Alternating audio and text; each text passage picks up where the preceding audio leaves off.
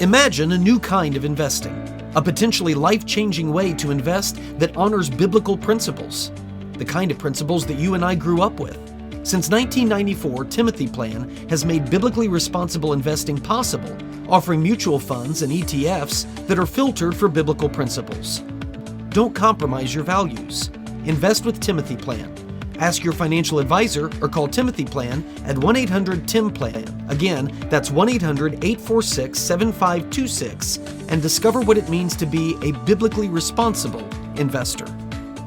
Investing involves risk, including possible loss of principal. Before investing, carefully consider a fund's investment objective, risks, charges, and expenses contained in the prospectus available at timothyplan.com. Read carefully before investing. Mutual funds distributed by Timothy Partners Ltd. and ETFs distributed by Foreside Fund Services LLC. As a paid testimonial, there is no guarantee of future performance and each experience will differ. Hey there, welcome to another edition of the MemoPOD. I'm glad that you have made time for us and I hope that you're all... by the way, I've had some comments from folks that are getting locked out of the comment section that is below here. None of you should be locked out of that. Okay, none of you should be. Paid subscribers shouldn't be locked out of it for the memo and the Bible teaching and all of that. And none of you who are free subscribers should be locked out of your own. So if that's happening to you, don't hesitate to let me know. I'll send it up the flagpole at Substack and try to figure out what's going on. But anyway, so we got a couple things that I want to make sure that I get to today. I don't know how many of you are on the twitter.com, and I know it's not called Twitter anymore, but you still go to twitter.com. I just don't think with as much good, and I'm going to compliment Elon Musk today, with as much good as has been done there on Twitter.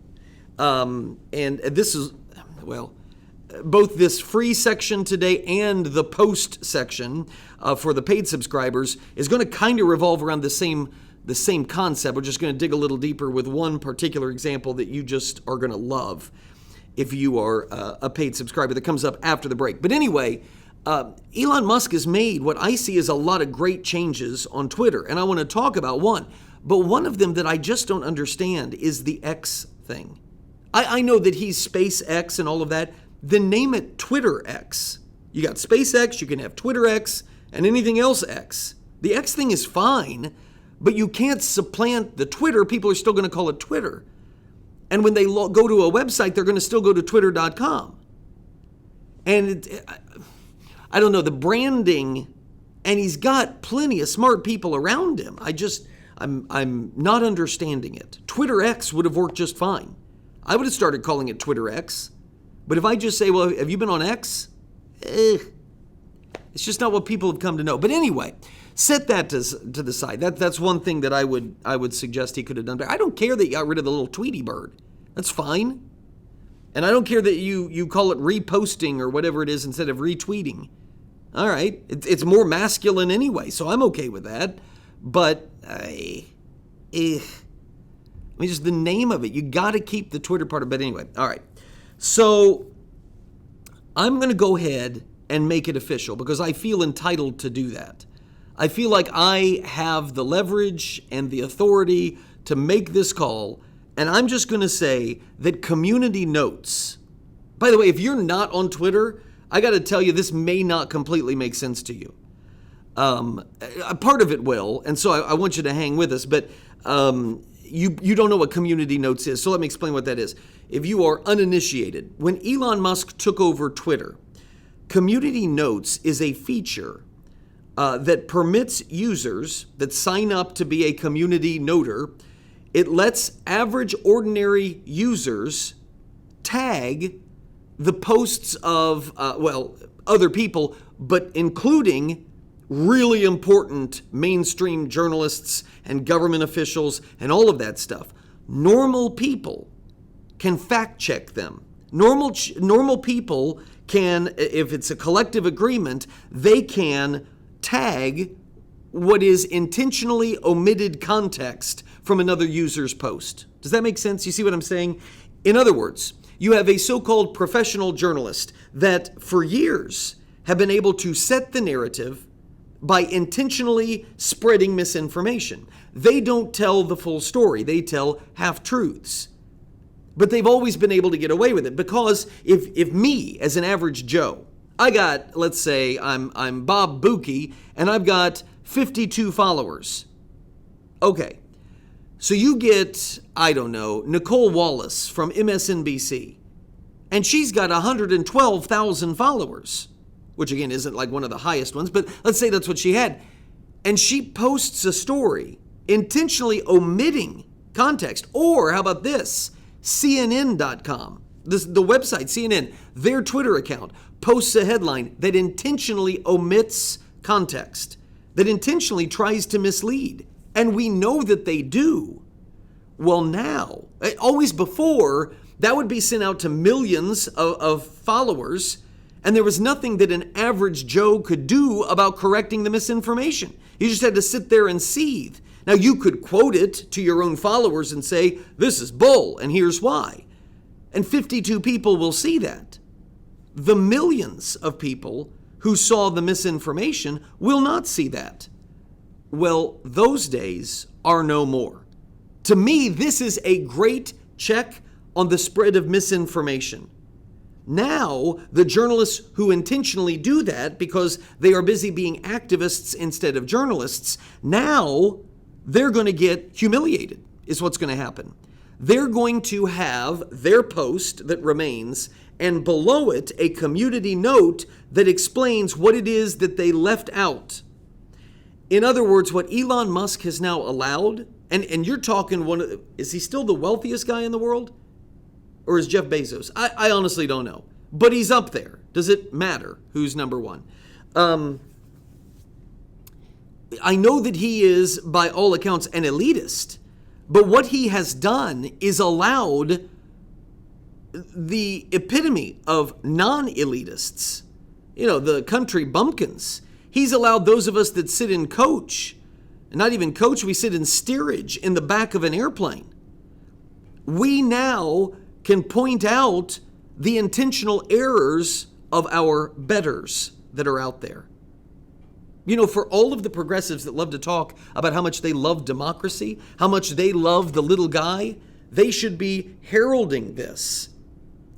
But as it turns out, the information gatekeepers have all been on their side for a long time. And now those information gatekeepers are being checked, are being humiliated for telling lies. Here's what it looks like in real time.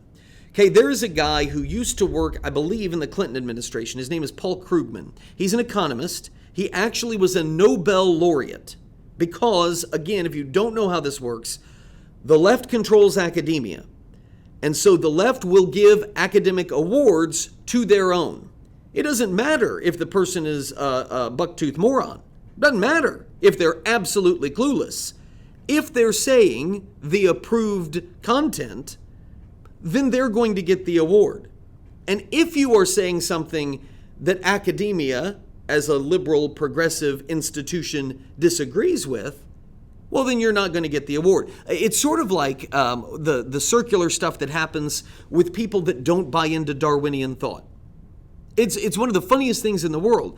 People that understand the glaring holes that Darwinian macroevolution has, molecules to man evolution, the people that note, man, we're in 2023, and we got people still out there teaching and believing that we all came from the same original ancestor, and you at one point had inorganic material that just popped to life.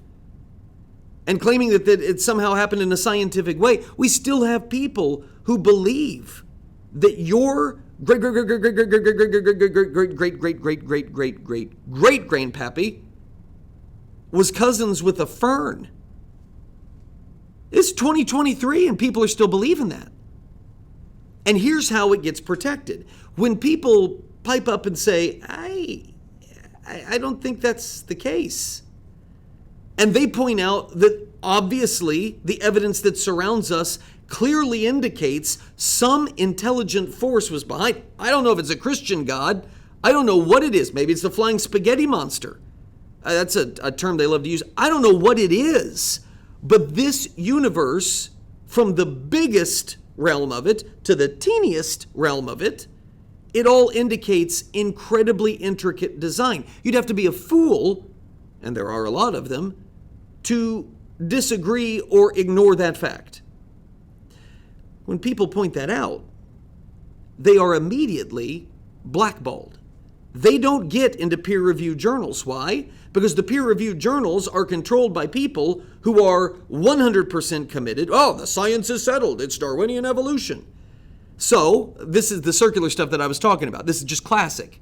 So if you propose or you believe and you write a research paper, but you are known as an advocate of intelligent design, and maybe you write about that or maybe you write about something else. If you are known to be a dissenter from Darwin, then you don't get to be published in peer-reviewed journals. And the reason that you don't get to be published, they will tell everybody, well, they're not credible. Well, how do you know they're not credible? Well, how many academic journals have they been published in? Well, they haven't been published in any. That's why they're not credible. But you won't publish them because you disagree with them. No, we won't publish them because they've never been, they're not academic. They've never been published. You see how this works? That's the game. And that's the same thing that goes on with dudes like Paul Krugman, who managed to get Nobel laureate status, and he doesn't have a clue. This is what I'm talking about. He actually shared commenting on Bidenomics, which, look, several of you may not have a big problem with Joe Biden. You may be a fan of Joe Biden. I don't know. Maybe you aren't a fan of Joe Biden, but you think he's preferable to what the alternative would have been in 2020. I don't know where you are on that. But we're all living here. We all know what's happening around us. We all see what's happening with home prices and the ability to buy a home. And we all know what's happening at the grocery store. We're not idiots. Paul Krugman actually posted, I'm going to hold this up in front of the camera. This is the tweet. Okay, can you see it there? The war on inflation is over. We won at very little cost. And he shows the little graph here. And so what this dude is saying, oh, look how much it's dropped by September of 23. Inflation is down. In other words, what Krugman is saying is, don't believe your bank account. Don't believe what you're feeling every time you go to the grocery store when you have to slip the card in and you know you don't have the money to pay for it. Don't believe any of that. I've got this chart that's showing you inflation has cratered. We have defeated inflation. Did you happen to notice when I showed you this, the remarkable exceptions that are on this chart? Huh? Do you see this up at the top? Right there. Okay, this chart exempts food, energy, shelter, and used cars. In other words, it exempts life.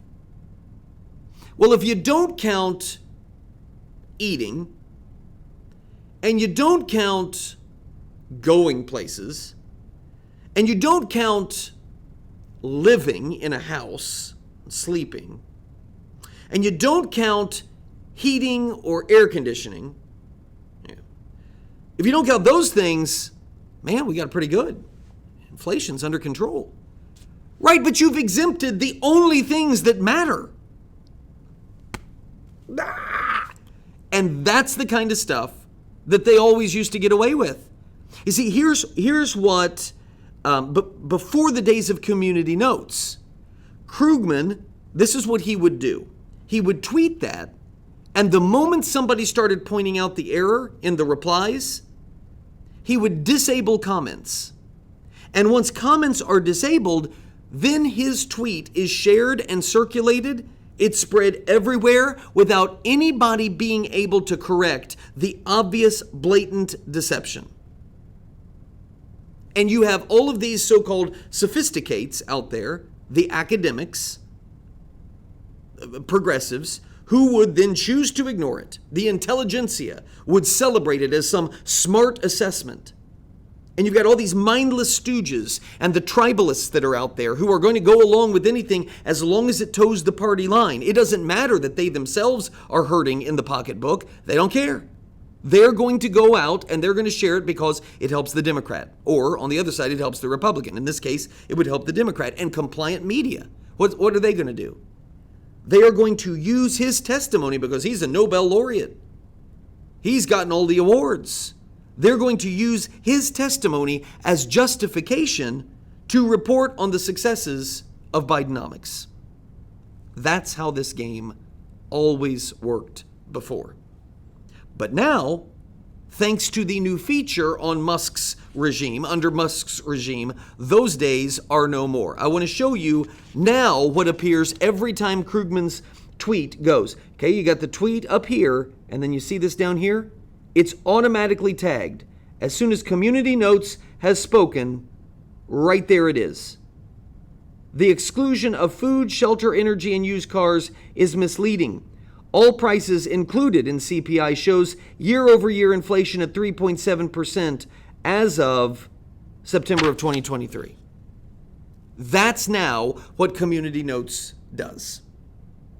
Now, anytime Krugman's tweet gets retweeted, like all of those people I was just talking about, intelligentsia, academia, the sophisticates that are out there, the progressives in media, anytime they share that, yeah, the tweet will get shared, but so will the tag from Community Notes that absolutely humiliates him for his dishonesty.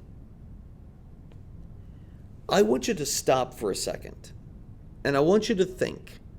I know Twitter is just one, even though it's big, it's one avenue of media, okay? And I get that. Imagine how different the information landscape would be in this country if every commentary on cable news, if every headline from the New York Times, every BuzzFeed update that's out there, every TikTok news, if all of those alerts, if they all got the same treatment. If people could actually check the accuracy of what they did. I mean, if reporters actually had to fear being held accountable by the people that they're reporting to, it would be insane how different things would be. Because again, this isn't just Paul Krugman that this happens to. This isn't just Paul Krugman that's going to be checked on this. Now you've got multi-billion-dollar, look, remember I mentioned Elon Musk, and then Jeff Bezos is the other one that's super wealthy. Jeff Bezos bought as his little pet propaganda machine the Washington Post. I mean, the Washington Post was always bad, but it's completely disgraced itself now. It's a corporate propaganda operation. That's what it's become. And this is what, I'll show you this. This is what you see this from the Washington Post? A 21-year-old University of Wyoming student was looking for community. Instead, she faced death threats, a federal lawsuit, and an attempt to kick her out. Sad, isn't it? Sad. That was a headline from the Washington Post. Can I tell you the rest of the story? What you may not know about this individual? Several members of the sorority that kicked her out, and it's not a her. I wanted to say that, but I shouldn't. I shouldn't have tipped my hand. Now you know. But several of the current and former members of the University of Wyoming's, the chapter is the Kappa Kappa Gamma sorority. They are suing this dude who claims to be a girl.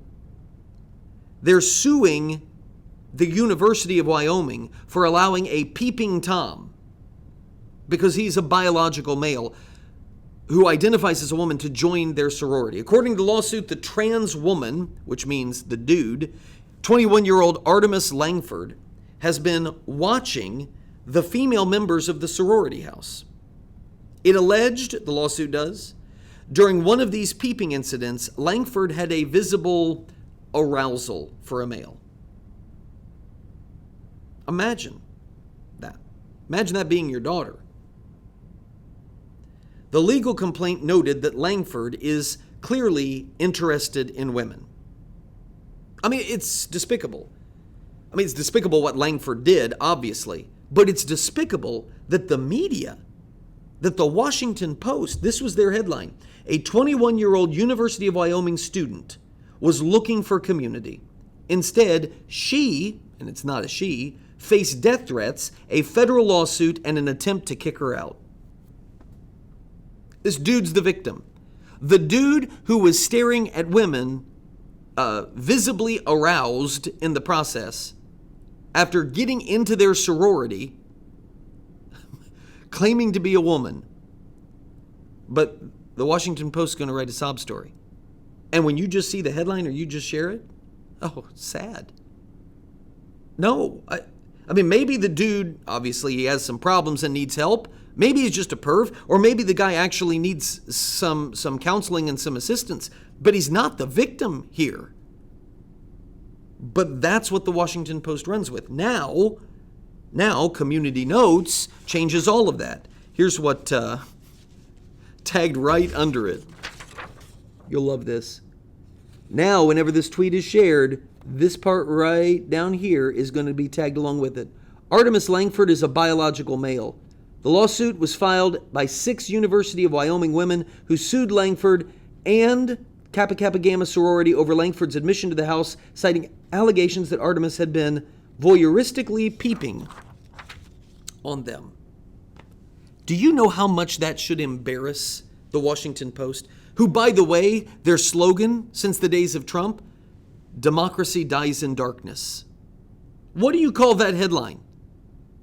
It's attempting to darken the environment so people don't know the truth. And Community Notes is stopping it all from happening. I can't tell you how much I love this. What it is, it's the free exchange of information. It's the glory of free speech. Now, are there times that Community Notes may be used in contradicting somebody that I agree with? Yeah. Okay.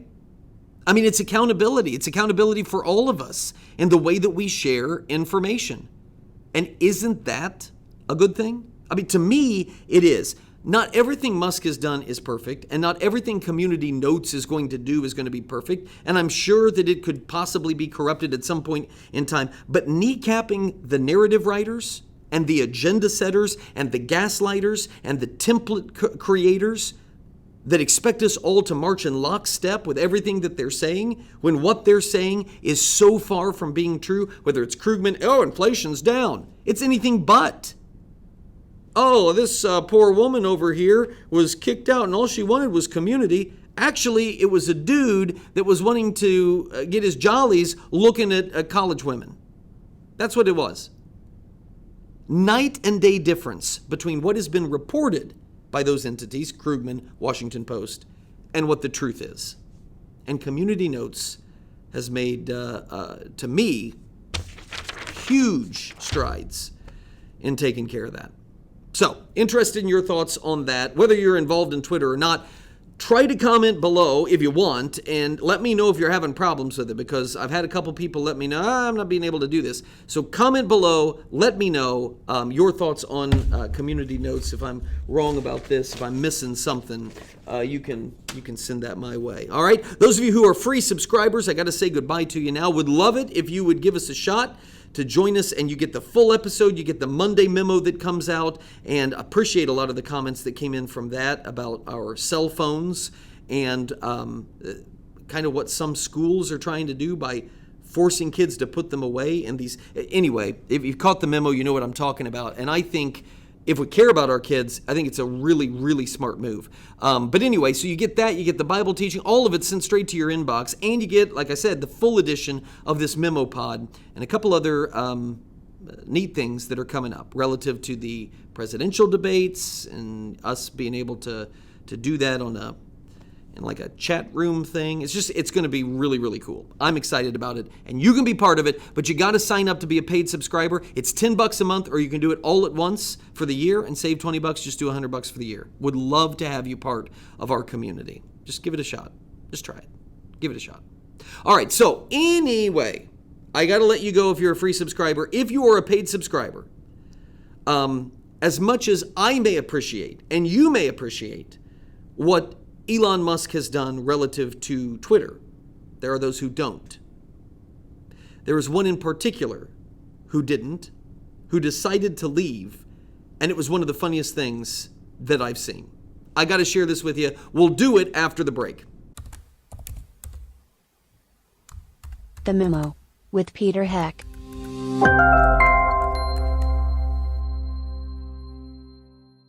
Please patronize and thank all the sponsors of the Heck podcast, including McGonigal's Buick GMC, Terrell's Auto Service, Norris Insurance, Stevens Machine, Creative Financial Center, Indiana Right to Life, Tri-Green Tractor, the Indiana Family Institute, Hartman Family Farms, Liberty Financial Group, the Wyman Group, and J. Watson Creations.